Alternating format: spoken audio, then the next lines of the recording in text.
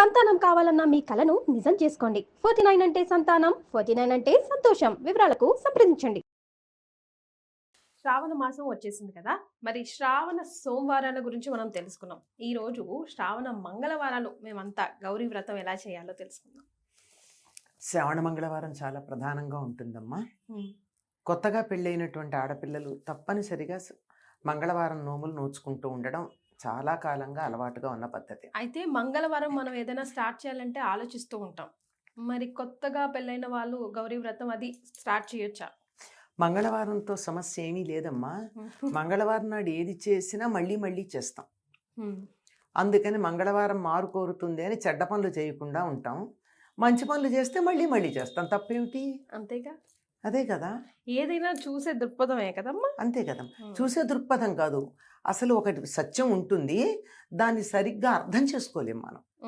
అందుకే ఉదాహరణకి మంగళవారం అనగానే అప్పు తీర్చడం మంగళవారం నాడు మొదలు పెట్టండి, త్వరగా తీరిపోతుంది. అప్పు ఇవ్వడం మొదలు పెడితే ఇస్తూనే ఉంటాం. ఏది కావాలి మీకు? రావటమే అంచేత అప్పు తీరాలి కదా, తీరాలి. అప్పు తీరాలి. అప్పు తీరే మార్గం చెప్పండి అంటే చెప్తా. ₹1 అయినా మంగళవారం నాడు మీరు అప్పు తీర్చండి, తర్వాత అదే తీరిపోతూ ఉంటుంది అని. ప్రాక్టికల్గా జరిగింది అని చెప్పిన వాళ్ళు చాలా మంది ఉన్నారు. ఏదైనా repeat repeat repeat repeat repeat మళ్ళీ మళ్ళీ మళ్ళీ మళ్ళీ మళ్ళీ మళ్ళీ. అంచేత మంగళవారం చెడ్డ పనులు చేయడానికి మొదలు పెట్టకూడదు.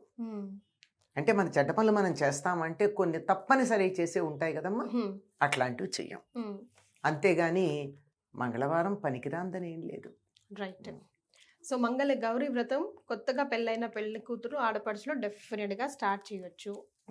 ఎందుకు అంటే మంగళుడు అంటే కుజుడు, మంగళుడు అంటే కుజుడు అంటే మార్స్కి ఆధిపత్యం వహించేది అమ్మవారు. అంచేత కుజదోషం ఆడపిల్లలకి చాలా ఉంటుంది. సంతానం కలగకపోవటం కానీ, కలిగిన సంతానం మాట వినకపోవడం కానీ, మరి భార్యాభర్తల మధ్య ఏకాభిప్రాయం లేకపోవడం కానీ, ఇట్లాంటివన్నీ జరగడం. అంతేకాకుండా నెలసరిలో ఇబ్బందులు రావడం కానీ, ఇవన్నింటికి ఆధిపత్యం కుజుడు. సో ఆడవాళ్ళకి కుజదోషం ఎక్కువగా ఉండకుండా ఉంటుంది. కుజదోషం ఉంటుంది, ఎందుకంటే నెలసరి ఉండేది ఆడవాళ్ళకే కదా. మన శరీరంలో ఉండే రక్తం మీద ఆధిపత్యం కలిగిన వాడు కుజుడే కదా. అందుకని అతడు అనుగ్రహం కావాలంటే అతన్ని నేరుగా ప్రార్థించిన దానికన్నా అతడు ఎవరి మాట వింటాడో వాళ్ళని ప్రార్థిస్తే చెప్పు చేతల్లో ఉంటాడు, మరి కావాల్సినట్టు వింటాడు. రికమెండేషన్ కదా, ఆధిపత్యం. మంగళుడు అనబడే కుజగ్రహానికి ఆధిపత్యం వహించేది. అసలు కుజుడికి మంగళవారానికి ఆధిపత్యం కలిగేటట్టు ఇచ్చినటువంటిది జగన్మాత అయినటువంటి గౌరీదేవి, సర్వమంగళ.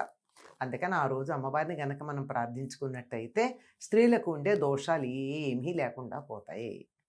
స్త్రీలు తరచుగా ఎదుర్కొనే దోషాలు ఏమున్నాయో అవి లేకుండా ఉండడానికి మంగళగౌరిని పూజించమని చెప్తారు. మినిమంగా అసలు పూజా విధానం ఏం చేసుకోవాలమ్మా? అంటే ఆ రోజు మనం ఇప్పుడు పసుపు కుంకుమలు బయటికి ఇవ్వకూడదు, ఇట్లాంటివన్నీ ఉంటాయి కదా. అట్లాంటి రూల్స్ రెగ్యులేషన్స్ మంగళవారానికి అప్లై అవుతాయా? ఓకే.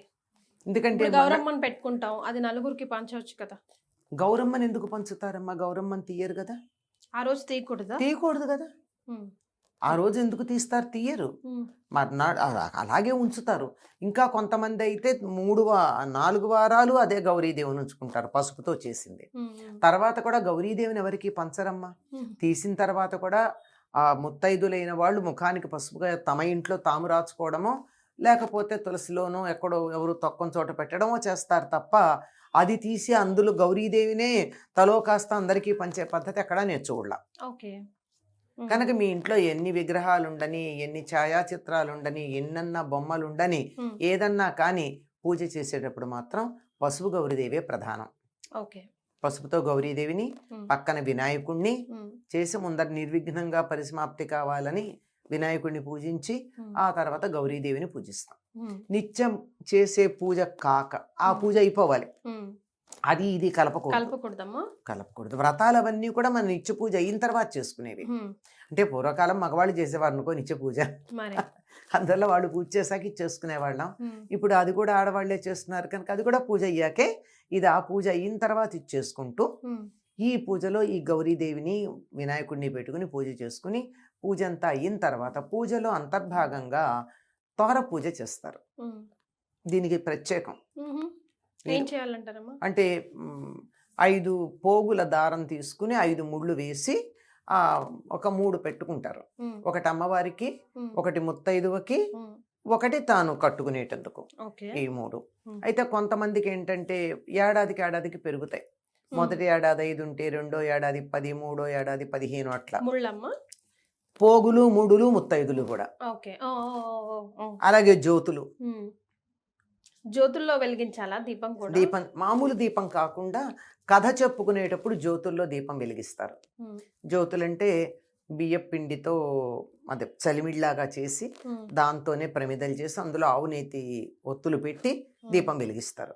వెలిగించి కథ చెప్పుకుంటూ దానికి ఒక ఇనప అట్లకాడ కానీ కత్తి కానీ తీసుకుని దానికి కొద్దిగా ఆవు నెయ్యి రాచి దాన్ని పెట్టి దానికి కూడా ఒక తోరం కడతారు. కట్టి కథ చెప్పుకుంటున్నంతసేపు ఈ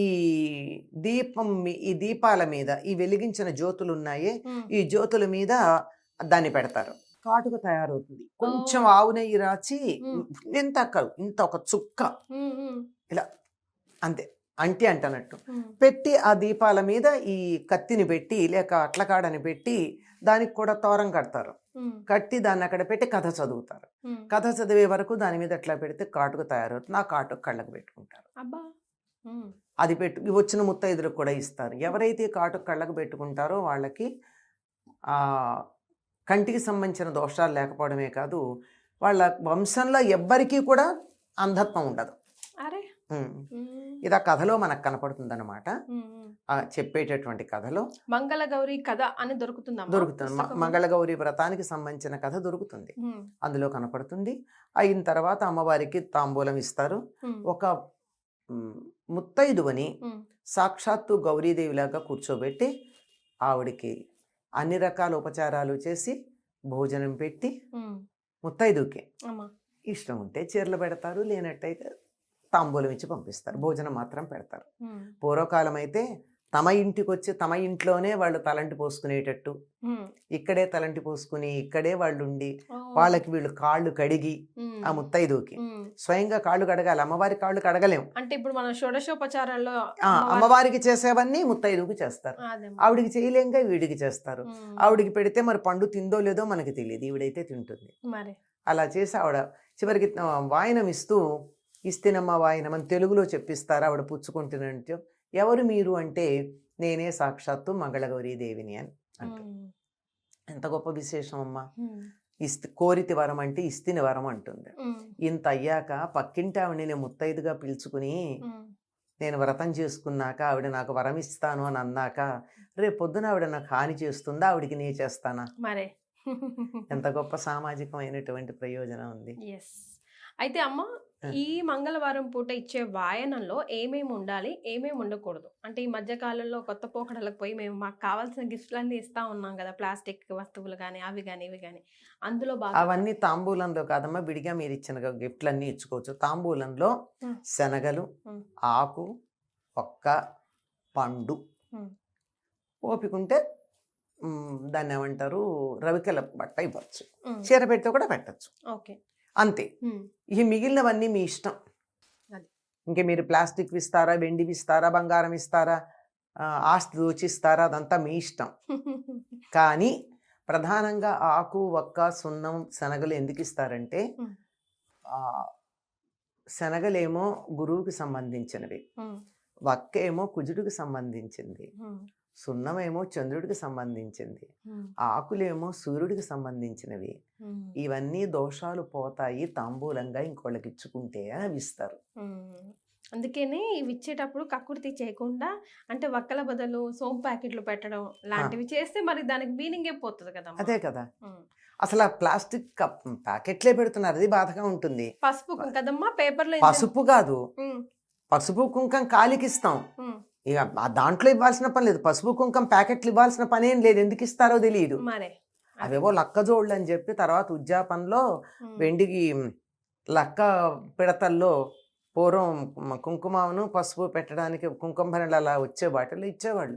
చక్కగా కాలికి పసుపు రాచి ముఖానికి బొట్టు పెట్టి గంధం ఇచ్చి కాటుకి ఇచ్చి పూలు ఇచ్చి ఇవన్నీ ఇచ్చిన తర్వాత తాంబూలం ఇది ఇస్తాం. మరి ఈ ప్యాకెట్లలో ఇచ్చిన పసుపు కుంకాలు ఒకళ్ళకు మార్చుకోవడమే గాని ఎవరన్నా వాడగా చూసారా మీరు? అవే తిరుగుతుంటాయి, అవే తిరుగుతూ ఉంటాయి. అనవసరం. గాజులు ఇవ్వచ్చా వాయనంలో మంగళవారం రోజు? ఇవ్వచ్చు, చేతికి వేసుకోవడానికే ఇవ్వచ్చు, లేదంటే వాయనం కూడా ఇవ్వండి. ముత్తైదుకు సంబంధించినవి ఏవైనా ఇవ్వచ్చమ్మా. ఓకే, అది అంతేగాని వేరేవన్నీ అది మీ ఓపాన శక్తి. ఆ సంబంధం లేదు, దీనికి సంబంధం లేదు. నా గొప్ప చూపించుకోవడానికి నేను ఏదైనా ఇచ్చుకోవచ్చు. ఇప్పుడు నేను లాస్ట్ లో అడగబోయే ప్రశ్న మీకు కొంచెం కోపం తెప్పిస్తుంది కానీ నేను అడిగేస్తాను. మంగళవారం మంగళగౌరి వ్రతం రోజు ఏ నైవేద్యం పెట్టాలి అమ్మవారికి? అదే మా ప్రేక్షకులకు వచ్చే డౌట్. అమ్మ మామూలుగా అమ్మవారికి ఎప్పుడు కూడానమ్మా పరమాన్నం పులిహార చాలా ఇష్టం. ఈ మంగళవారం నాడు ఇంకా కొంతమంది ఇవి చేస్తారు, పూర్ణం బూరెలు చేస్తారు.